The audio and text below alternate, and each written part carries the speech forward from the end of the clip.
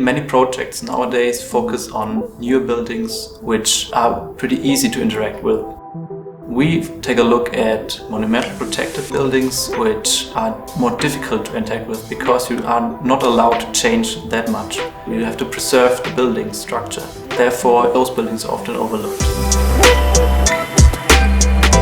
Our aim was to improve energy efficiency in historic urban sites where there are many buildings with monumental protection which are often difficult to interact with.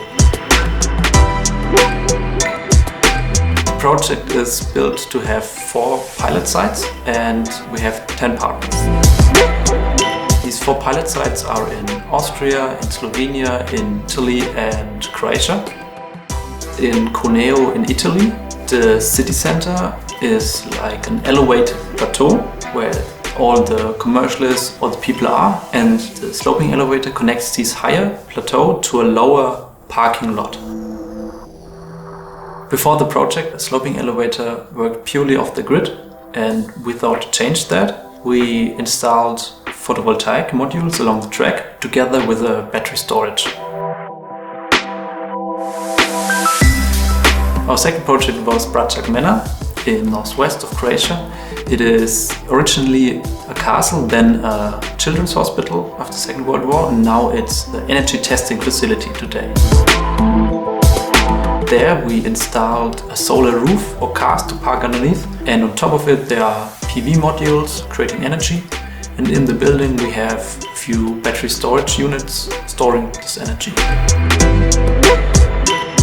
Our third project was in Weiz in Austria.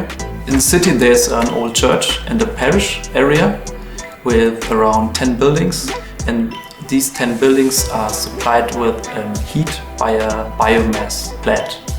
But this biomass plant has no storage unit, so it's working pretty inefficiently. But now we added a big water storage tank, so we have a buffer system in place.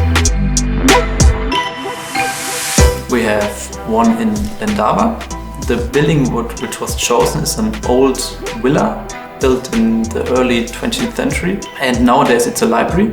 The building is heated by an old boiler, and those had to be replaced by a new system. First we had to connect the building to the grid. We had to tear up the street around it, make sure we don't change too much.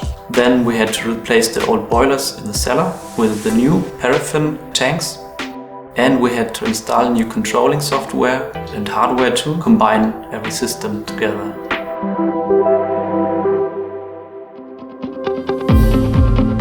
We created 3 different tools: the AutoGrade tool, the optimal sizing calculator, and the optimal heat source scheduler.